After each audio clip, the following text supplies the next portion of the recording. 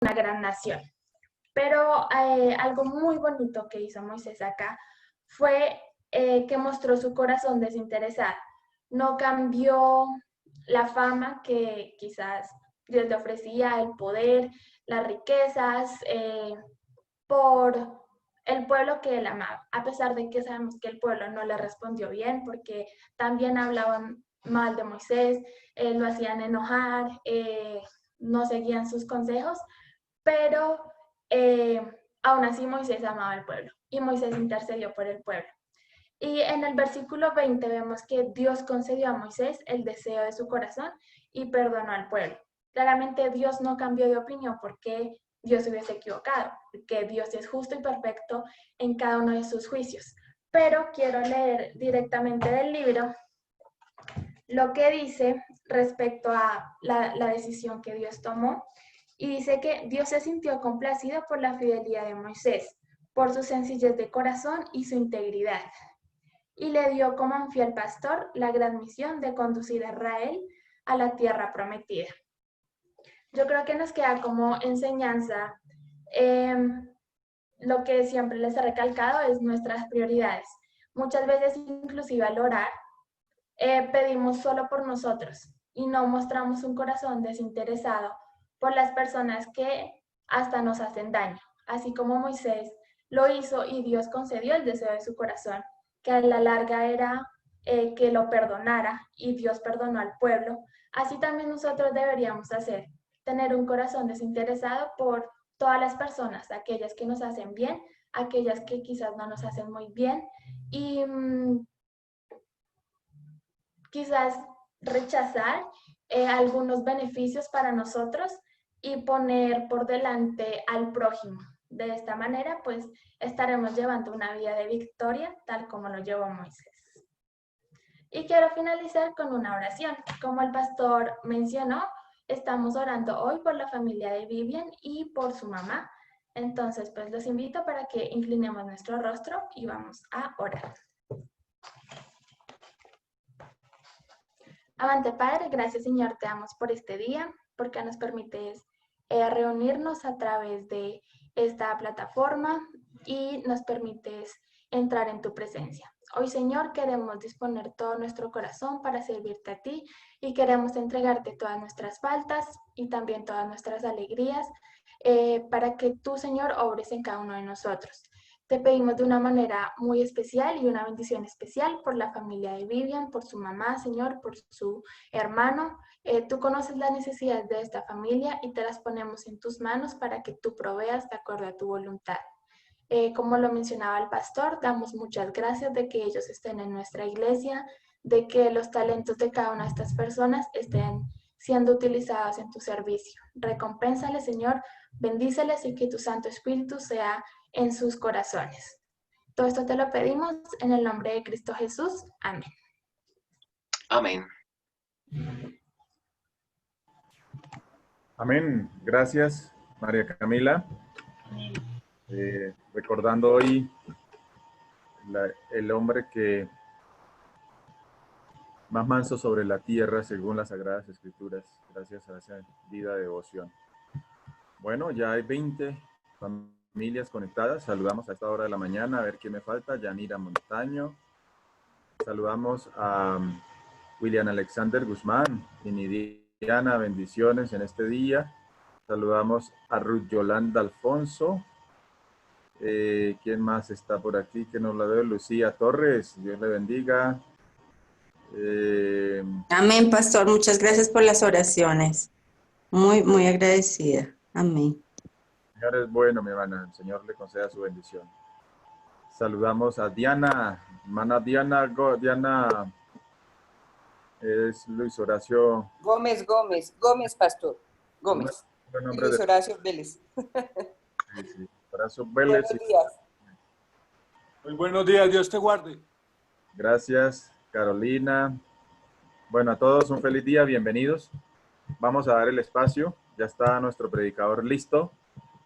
Hermano Camilo, bienvenido. Dios le utilice poderosamente y el Espíritu lo acompañe. Adelante. Muchísimas gracias, muchísimas gracias. Hemos orado esta mañana también por cada una de las peticiones que tenemos. Hemos orado por los cumpleañeros de Yanira, Moisés. Yo no era quien estaba cumpliendo años, era mi papá. Así que también Era su querido padre. a mi papá. Entonces, bendiciones para cada uno de ellos. Por Lucía, por Vivi, que Dios también les bendiga y gracias por haber orado. Vamos a comenzar entonces con nuestro tema en esta mañana. Es un tema corto, pero he querido traerlo porque es bastante importante en nuestra vida. Hay diferentes obras que Cristo desempeña allí en el santuario celestial. Pero antes, donde estamos, yo sé que ya hemos orado, pero vamos a inclinar nuestro rostro para una oración breve para que el Espíritu Santo nos guíe. Señor, una vez más, gracias te damos y te pedimos por tu Espíritu Santo para que sea derramado sobre nosotros y Él entre en nuestros corazones y transforme nuestras vidas y nos ayude, Señor, a que este tema pueda entrar allí en el corazón, más allá de ser letra, que se convierta, Señor, en acción. Guíanos, guárdanos, en el nombre de Cristo Jesús. Amén. Así que hablamos de algunas obras que desempeña Jesús en favor de nosotros en este momento en el cielo y que ha desempeñado desde siempre, ¿sí? Pero vamos a ir a una obra especial que Él ha desempeñado por nosotros y que la Biblia habla allí. Es importante notar que el Antiguo Testamento habla acerca de la obra de Jesús en nuestras vidas, no solamente el Nuevo Testamento. A veces creemos que en el Antiguo Testamento solamente hay genealogías o algunas cosas que no comprendemos, pero toda la Biblia, como diría Pablo, es inspirada por Dios, ¿cierto? Y es útil, Timoteo, perdón, allí, y es útil para enseñarnos. Toda la Biblia tiene una enseñanza y toda la Biblia apunta a Jesús y a nuestra salvación. Antes un par de pasajes interesantes para entrar en materia. Entonces quiero que leamos Juan, capítulo 5, versículo 39. Juan, capítulo 5, versículo 39. Y no sé si de repente alguien quisiera leer allí ese versículo, un versículo muy conocido. ¿Juan qué? Juan 5, 39. Yo lo tengo. Muchas gracias. Dice, escudriñad las escrituras, porque a vosotros os parece que en ellas tenéis la vida eterna, y ellas son las que dan testimonio de mí. Interesante. Nosotros ya lo hemos visto, lo hemos leído varias veces, pero cuando leemos este pasaje nos dice que necesitamos ir a las escrituras, que las necesitamos escudriñar, porque en ellas, ¿cierto?, tenemos la vida eterna. Y además algo muy importante, ellas son las que me muestran a mí, las que dan testimonio de Jesús. Cuando Jesús dijo estas palabras no existía el Nuevo Testamento, solamente existía allí el Antiguo Testamento, así que se refería a los libros de Moisés y también a los libros de los profetas. El versículo 46 de ese mismo capítulo dice, porque si creyeseis a Moisés, me traeríais a mí, porque de mí escribió él. Así que, ¿cuáles son esos libros que escribió Moisés? Escribió Génesis, Éxodo, Levítico, Números, Deuteronomio. ¿Cuántos libros escribió Moisés? ¿Alguno sabe? 6. 6, muy bien, ¿cierto? 6 libros escribió Moisés. 6. Génesis, Éxodo, Levítico, Número, Deuteronomios y Job. Esos son los libros que escribió Moisés. Y dice allí, porque si creyeseis a Moisés, me creeríais a mí, porque de mí escribió él. Así que él escribió en sus libros allí acerca de Cristo. Moisés escribió de Cristo. ¿Cómo se salvaba la gente antes en el Antiguo Testamento? ¿Lo hacía a través de Cristo? Claro, ¿cierto? De la misma manera que se salvaba antes, se salva hoy. A veces pensamos que era distinto, pero de la misma manera que se salvaba la gente antes, también se salvaba la gente hoy. ¿Por qué? Porque en el Antiguo Testamento la gente miraba a Cristo. Nosotros también miramos a Cristo. En el Antiguo Testamento era a través del símbolo. Nosotros ya podemos acceder directamente ya no al símbolo, sino a la realidad.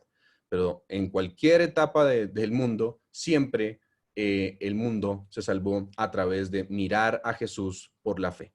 Versículo 47 también nos dice, pero si no creéis a sus escritos, ¿cómo vas a creer en mi palabra? ¿Cómo creeréis en mis palabras? Dice él. Otro versículo interesante, Lucas 24, del 25 al 27. Lucas 24, del 25 al 27. En esta escena era el domingo de la resurrección, ¿sí? Jesús había resucitado en la mañana, como lo sabemos, y de repente hay unos discípulos que van de camino a Emaús, 2 seguidores de Jesús, 2 discípulos. Tal vez los que estaban allí no eran parte de los 12, pero eran 2 seguidores de Jesús que iban caminando. Así que Jesús los alcanza y ellos no se dan cuenta que era Jesús.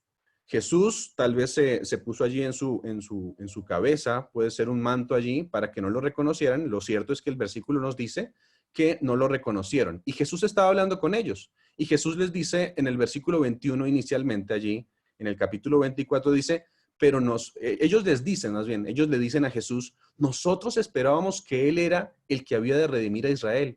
Y ahora, además de todo esto, hoy es el tercer día que esto aconteció. Estaban frustrados en ese versículo. Ellos pensaban y decían, nosotros pensábamos que iba a llegar como rey, redimir a Jerusalén y ya no íbamos a estar esclavos en el yugo de los romanos. Entonces hace la declaración Jesús a la que quiero hacer notar. Versículo 25. Entonces él les dijo, oh insensatos y tardos de corazón, para creer todo lo que los profetas han dicho. Versículo 26 dice, ¿no era necesario que el Cristo padeciera estas cosas y que entrara en su gloria?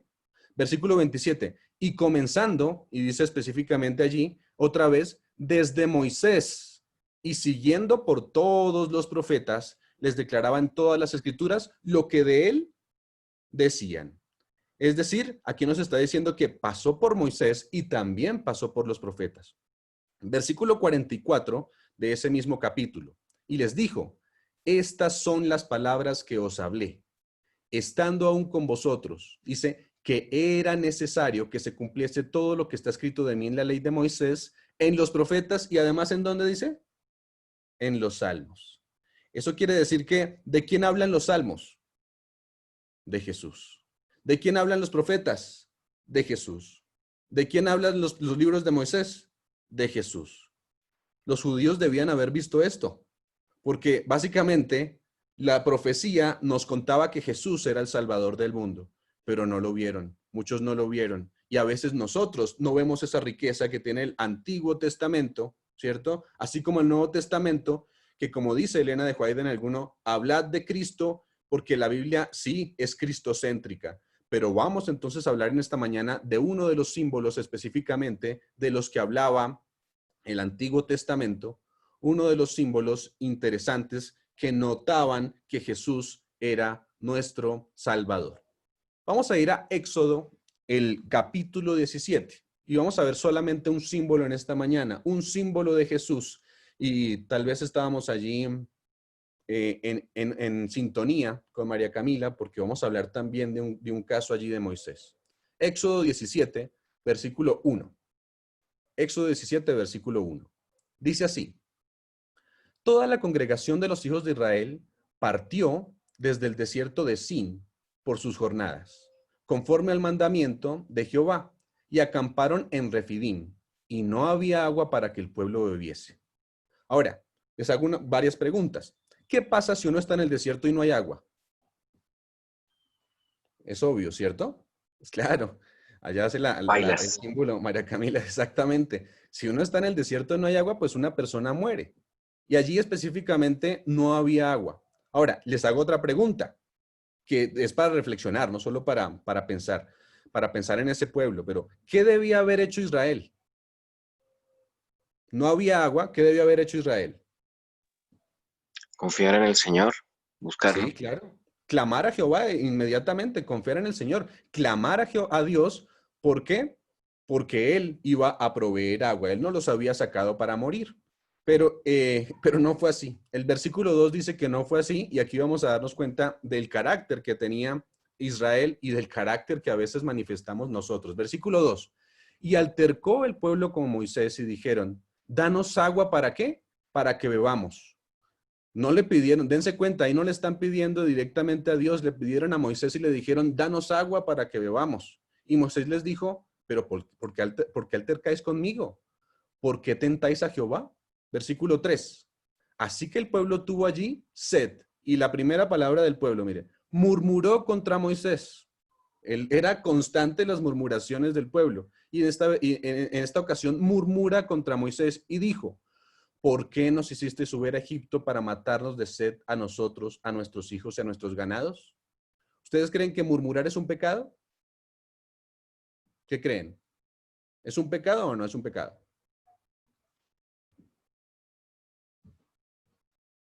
Bueno, creo que sí o no. Sí, es pecado, hermano. Claro, murmurar es un pecado, ¿cierto? Y es Pecado, un sí, pecado además. Ajá. ¿Es un pecado contra Dios? Claro, estaba entonces el pueblo pecado. El pueblo estaba pecando. ¿Ustedes entonces creen que el pueblo merecía agua? Seguramente no. Lo que merecía más bien es que el juicio cayera sobre ellos. Eso era lo que merecía, porque Dios los había sacado, Dios les estaba dando todo. Ahorita vamos a darnos cuenta que incluso ellos decían hasta mentiras, estaban diciendo allí, porque estaban murmurando contra Dios, pero Dios no los había sacado para morir. Así que ellos merecían el juicio que cayera sobre ellos. Versículo 4. Entonces clamó Moisés a Jehová diciendo, ¿qué voy a hacer con este pueblo? Le clamó a Dios. De aquí a un poco y me apedrean. Es decir, ya están con un ánimo tan subido que me van a apedrear. Versículo 5. Y Jehová dijo a Moisés, pasa delante del pueblo y toma contigo de los ancianos de Israel y toma también en tu mano tu vara con que golpeaste el río y ve. ¿Sí? Entonces le dice, haz una serie de pasos. El primer paso es, toma contigo a los ancianos de Israel. Después les dice, toma también en tu mano tu vara. Esa vara con la que había golpeado el río. ¿Cuál río estaba refiriéndose allí? Había ya hecho dividir el Mar Rojo, ¿cierto? Eso es lo que había pasado allí. Entonces la pregunta que hago es, ¿había poder en esa vara, en la vara de Moisés? Bueno, sí, ustedes me dicen, no, había poder, pero el poder era porque Jesús había dado esa vara, o más bien Dios había dado esa vara, y el poder no residía en la vara específicamente, pero residía ¿en dónde? En Dios, que había dado ese símbolo, esa vara. Entonces Moisés con esa vara, se había abierto el Mar Rojo, había traído plagas, ¿recuerdan? Las ranas, las moscas, la oscuridad en el mediodía, había traído ese tipo de plagas. Entonces le dice en este momento, en el versículo 5, toma esa vara. Versículo 6, he aquí que yo estaré delante de ti, allí sobre la peña de Horeb. ¿Sí ven lo interesante? Vayan viendo aquí los símbolos. Dice, he aquí, yo estaré delante de ti, sobre la peña en Horeb, y le dice, y golpearás la peña, y saldrán de ellas aguas, y beberá el pueblo. Y Moisés lo hizo así, en presencia de los ancianos de Israel. ¿Sí? Él mismo dijo, voy a estar en la peña, en la roca. Y Moisés debía hacer ¿qué? Golpear la roca. El pueblo de Israel entonces estaba reunido delante de Moisés, delante de la roca. Moisés de repente levanta la vara que habían traído las plagas anteriormente, los juicios. El pueblo seguramente tenía miedo porque pensaron que la vara iba a traer un castigo. Pero de repente el pueblo de Israel que merecía el juicio, cayó entonces la vara sobre la peña de Horeb, y el que estaba parado sobre la peña, que era Dios, ¿cierto? Entonces, apenas cayó, salieron aguas vivas que refrescaron. Ahora, vamos entonces a los símbolos. ¿Qué significa la roca que estaba allí? ¿Cierto? Porque dice, yo voy a estar sobre la roca y vas a golpear la vara con la roca. La primera pregunta es, ¿qué significa la roca? ¿Qué es la roca? Vamos a ir a Primera de Corintios. Primera de Corintios, versículo 10, capítulo 10, versículo del 1 al 4. Alguien que lo quiera leer allí. Primera de Corintios 10, del 1 al 4.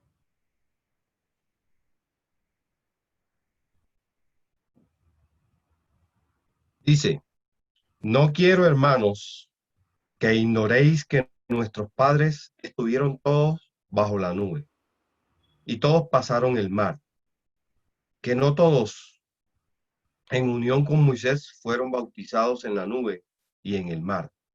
Todos comieron el mismo alimento espiritual y todos bebieron de la misma bebida espiritual, porque bebían de la roca espiritual que los seguía.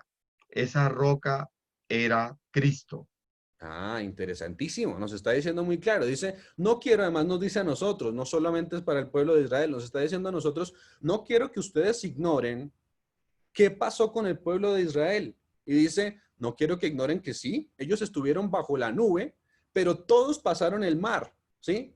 Todos en Moisés fueron bautizados en la nube y en el mar, y todos comieron del mismo alimento espiritual. ¿Cuál era el alimento espiritual que Dios les había dado?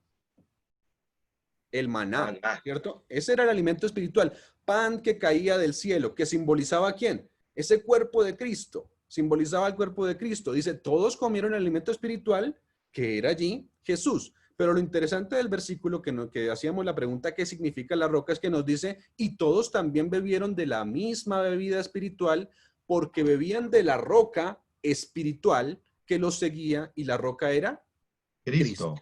Así que la roca, la piedra que estaba allí, la roca, esa peña de Oreb, era un símbolo de Cristo. La roca era Cristo. Y allí, el que se paró también sobre la roca estaba allí. ¿Sí? Entonces, en el Antiguo Testamento tenemos la roca y lo que representa la roca. Ya vimos allí, entonces, que la roca representa a Cristo. Ahora, pregunta, ¿qué significaba la vara? ¿Cuál era el significado de la vara? Cuando ustedes van a Proverbios, ustedes se van a dar cuenta que varias veces nos habla de la vara, ¿cierto? La vara significa castigo o significa juicio. La vara, ustedes se dieron cuenta que juzgó a los egipcios. De hecho, Proverbios nos dice, castiga a tu hijo ¿con qué? Con vara, ¿sí? Contrario, y siempre lo noto, contrario a lo que hoy en día nos dice la actual psicología, ¿no? En la actual psicología dice, no podemos tocar a los niños, no puede haber castigo para los niños. Pero la Biblia nos está diciendo lo contrario. Ahora, la Biblia no nos está diciendo que debemos desembocar nuestra ira contra los hijos. Eso no es lo que está diciendo. Está diciendo, castiga a tu hijo con vara, como en algún momento Dios también lo haría, ¿no? Pero es una vara específicamente que nos ayuda a la corrección. Entonces esta vara nos está diciendo es el castigo, es un juicio, pero que tiene que ver con corrección. Dios normalmente permite la vara específicamente ¿para qué? Para que haya corrección en nuestras vidas. Entonces esa vara significa allí el castigo, el juicio, el azote de Dios, ¿cierto? Y para eso la usan los padres hoy en día. Esta vara, ¿ustedes qué creen? Esta vara debía haber caído ¿sobre quién? Sobre Israel, ¿se acuerdan? Israel estaba murmurando, merecía el juicio, y la vara definitivamente debía haber caído sobre ellos. Pero cayó entonces ¿sobre quién? Según el versículo que estamos leyendo, ¿sobre quién cayó? Sobre Cristo. Sobre Cristo, interesante, ¿no? La vara, el juicio que merecía el pueblo de Israel cayó sobre Cristo. Alguien que era inocente, el Dios que estaba allí, el Todopoderoso, que bajó y se hizo hombre, ese fue el que recibió el castigo de la vara, a pesar de que era inocente. Otro significado, falta un símbolo aquí, el agua. ¿Qué significaba el agua? Porque dice que una vez golpeó la roca, entonces salió agua. Juan, capítulo 4, versículos 13 y 14 nos responde entonces la pregunta. Juan 4, 13 y 14. Dice allí, versículo 13, respondió Jesús y le dijo, cualquiera que bebiere ¿de qué? De esta agua, volverá a tener sed. Hablando de el agua que estaba allí en una fuente.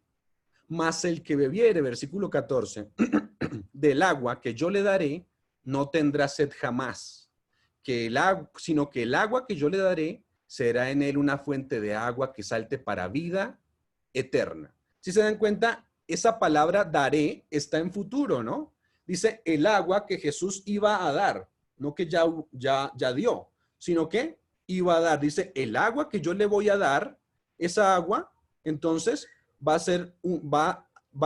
será en él una fuente de agua que salte para vida eterna en tiempo futuro. Ahora, todavía no sabemos entonces qué representa. Juan 7, versículo 37 y 38. Lo que sacamos del versículo anterior es que esa agua que iba a dar estaba en el futuro de Jesús, cuando Jesús vino aquí a la tierra. Juan, versículo 37 y versículo 38. Miren lo que dice. En el último y gran día de la fiesta, ¿de cuál fiesta? Y está hablando de la fiesta de las luces, o el Hanukkah, que hoy se celebra allí en el pueblo, la fiesta de las luces. En ese último gran día de la fiesta, Jesús se puso en pie y alzó la voz diciendo, si alguno tiene sed, venga a mí y beba. ¿Sí? Entonces, ¿qué dice?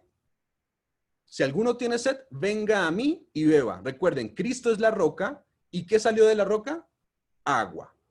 Versículo 38. El que cree en mí, como dice la Escritura, de su interior correrán ríos de agua viva. ¿Cómo así que ríos de agua viva? Versículo 39. Esto dijo del Espíritu que habían de recibir los creyentes en él, o los que creyesen en él. Pues aún no había venido el Espíritu Santo porque Jesús no había sido todavía glorificado. Así que el agua representa ¿a quién? Al Espíritu Santo. Al Espíritu Santo. Y ustedes recuerdan que ese Espíritu Santo cayó después en el Pentecostés, ¿sí? En el Pentecostés cae el Espíritu Santo en el futuro. Por eso decíamos que esa agua estaba en el futuro. De hecho, el mismo texto nos está diciendo que aún Jesús no había sido glorificado y que iba a venir el agua después de él, o sea, el Espíritu Santo, ¿cierto? Y nos las está ofreciendo también a nosotros hoy. Nos está ofreciendo esa agua, ¿sí? Esa agua que hace que nunca más tengamos sed, está a nuestra disposición. Pero para eso tuvo que haber algunas cosas interesantes. Primero, la roca, Cristo, se debió haber ofrecido. El castigo, la vara, debió haber caído sobre la roca para que ese Espíritu Santo, esos ríos de agua, corrieran sobre los creyentes. Así que haremos un repaso para ir a un segundo aspecto relacionado con lo mismo. La roca, ¿qué simboliza la roca? A Jesús, ¿a qué dice? La vara, ¿a qué simboliza la vara?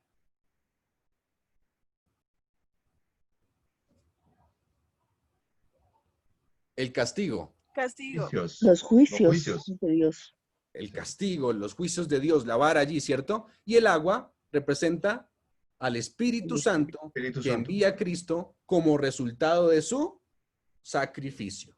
Amén. Ahora, ¿Cristo era culpable de algún pecado? Vuelvo a preguntar. No. No, ¿cierto? Él era santo, perfecto, puro, justo. ¿Por qué entonces la vara cayó sobre él? Vamos a ir a ese capítulo que todos conocemos, Isaías 53, el versículo 4. ¿Quién castigó a Jesús? Su propio Padre, ¿no? Sí. Y es el mismo ejemplo que tenemos en el Antiguo Testamento. Por eso hablamos al principio del Antiguo Testamento, de la ley de Moisés y de los salmos y de los profetas.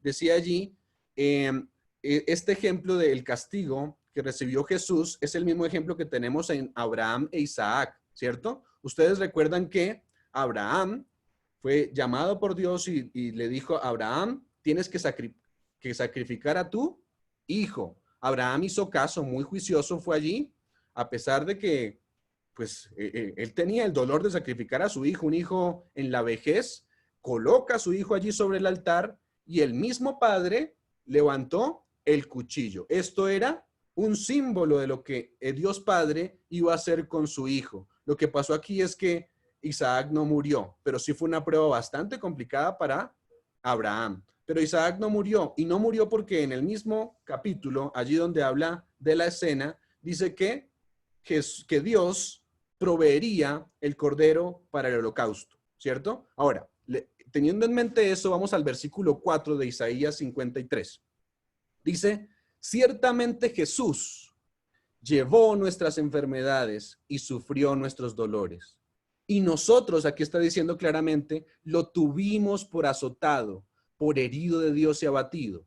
Versículo 5, mas el herido fue por nuestras rebeliones, molido por nuestros pecados, el castigo de nuestra paz fue sobre él, y por su llaga nosotros fuimos curados. Los culpables que debían haber sufrido el castigo de Dios éramos Nosotros éramos culpables, murmuramos todavía hoy en día, todavía hacemos como el pueblo de Israel lo hacía en ese tiempo, pero en lugar de eso, Él sufrió el castigo que nosotros merecíamos, para que nosotros fuéramos perdonados y para que pronto estemos recibiendo la vida eterna. Necesitamos entonces aceptar ese sacrificio.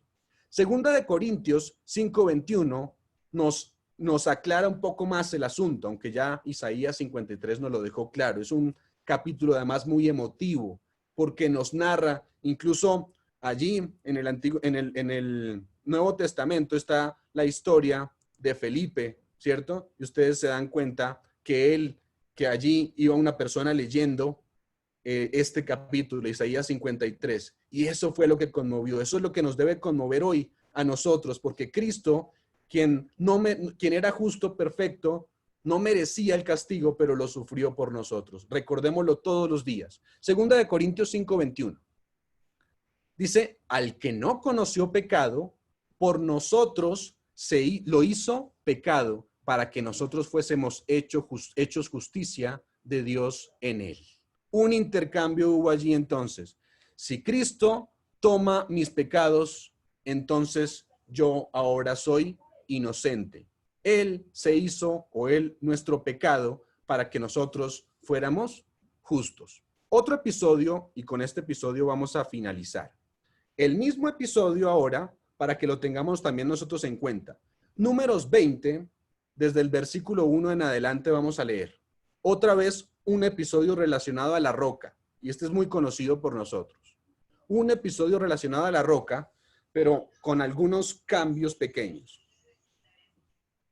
Versículo 1 dice, llegaron los hijos de Israel, toda la congregación al desierto de Sin, en el mes primero, y acampó el pueblo en Cades Barnea. Y allí murió María, y allí fue sepultada. Versículo 2. Y porque no había agua para la congregación, otra vez se juntaron contra Moisés y contra Aarón. La misma escena que teníamos inicialmente. El pueblo, como vemos, no aprende, ¿sí? La misma escena. Versículo 3. Y habló el pueblo contra Moisés diciendo, ojalá hubiéramos muerto cuando perecieron nuestros hermanos delante de Jehová. ¿Ven ya la murmuración? Ya comenzaron.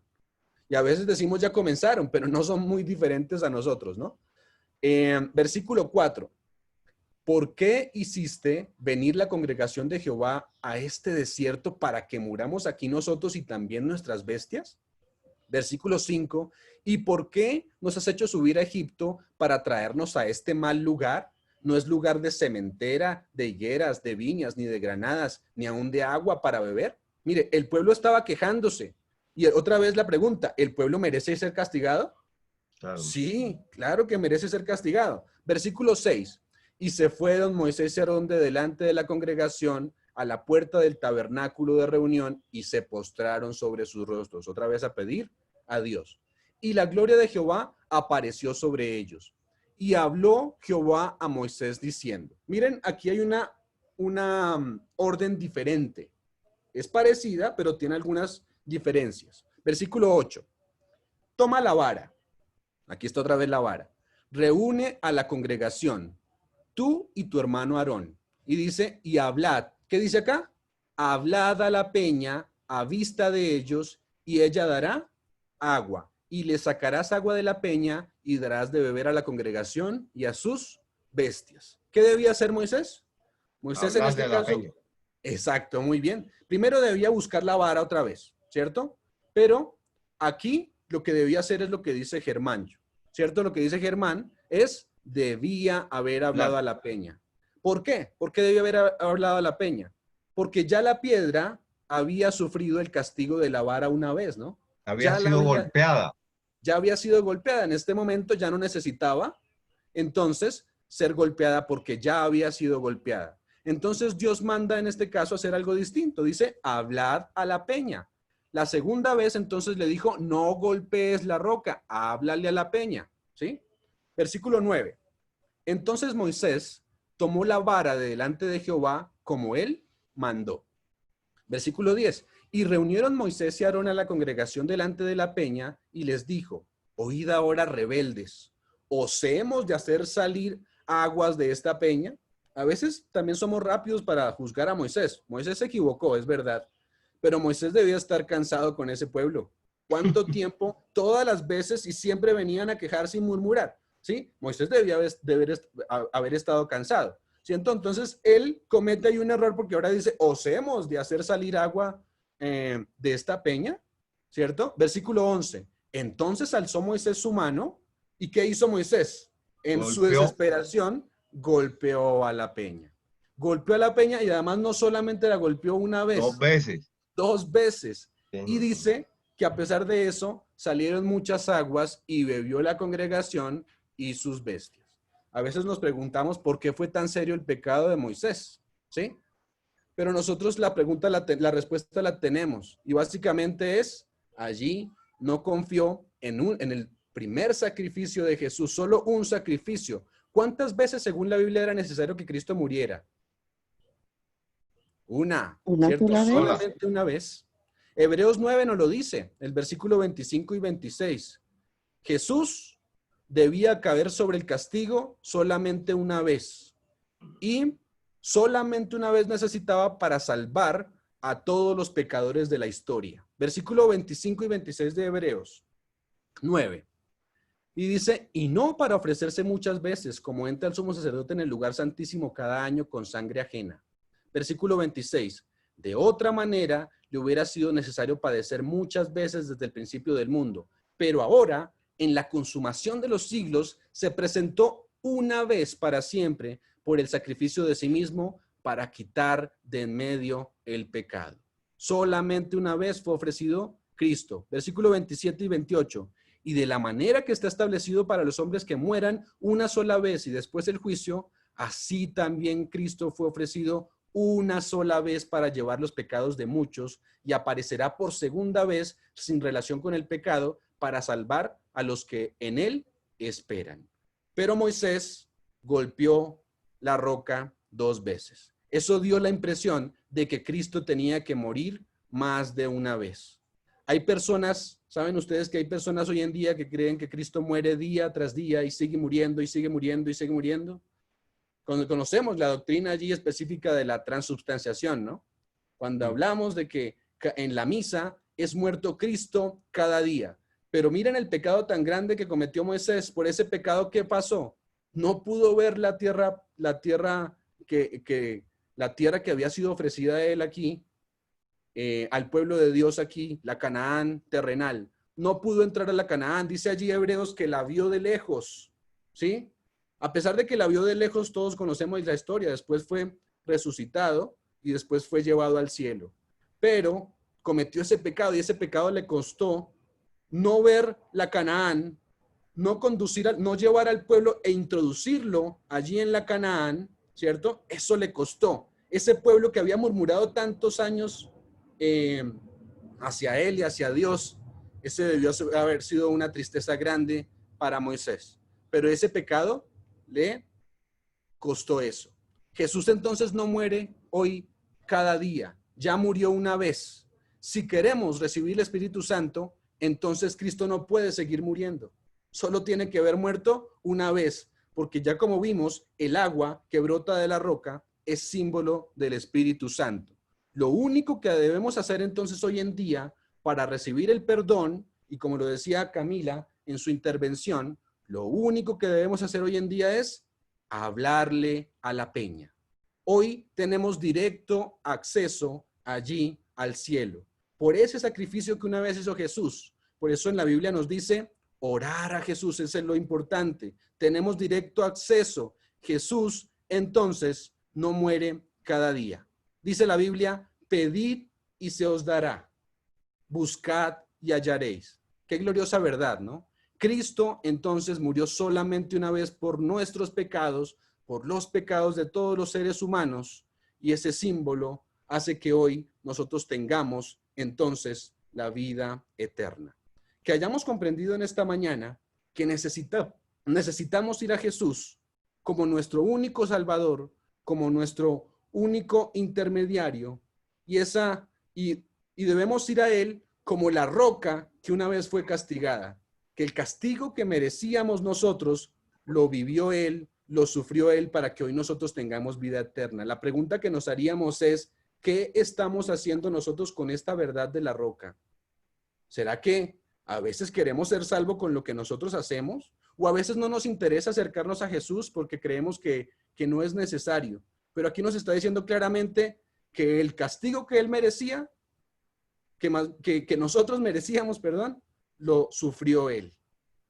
Cada vez que nosotros vayamos en nuestro diario vivir, hoy que comenzamos nuestro día, recordemos que Él es la roca que sufrió el golpe de la vara y que por nosotros se hizo entonces pecado. Ese es el mensaje para esta mañana, que Dios entre en nuestros corazones, que nos transforme, que nos ayude a vivir, porque una vez que la vara fue golpeada, se nos promete el Espíritu Santo, y el Espíritu Santo ha entrado a nuestro corazón para el que quiera aceptarlo. Lo único que está a nuestra disposición es aceptar ese sacrificio de la vara. No es necesario golpearla más. No es necesario, con nuestras propias justicias, tratar de hacer que de la vara salga agua, porque ya está prometido para nosotros el Espíritu Santo. Amén. Que Dios nos bendiga en esta mañana y en este día. Vamos entonces a orar. Amén. Gracias, Camilo. Dios te bendiga. Amén. Amén. Oremos. Amén. Señor, te damos gracias por este día que nos has dado y por tus bendiciones, porque nos muestras en tu palabra que todo el Antiguo Testamento apuntaba a ti, el único que puede salvarnos, Señor. Perdona cada vez que con nuestras justicias queremos salvarnos. No tenemos nada nosotros para hacerlo, Señor.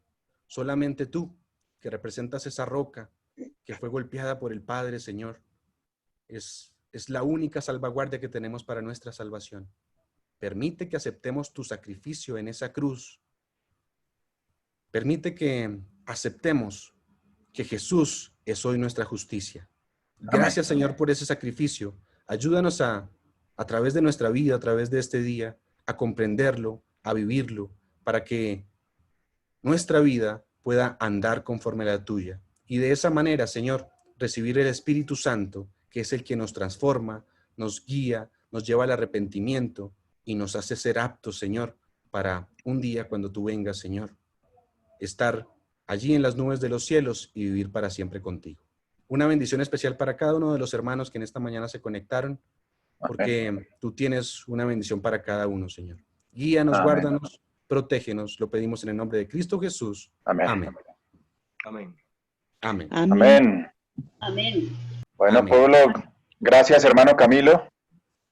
El Señor le bendiga. Gracias, pueblo, por conectarse a esta hora de la mañana. Para todos deseamos bendiciones, bendiciones y más bendiciones. Feliz día. Feliz día. Feliz día. Amén. Gracias, amigo Feliz día para pastor. todos. Gracias, Camilo. Gusto verles esta mañana.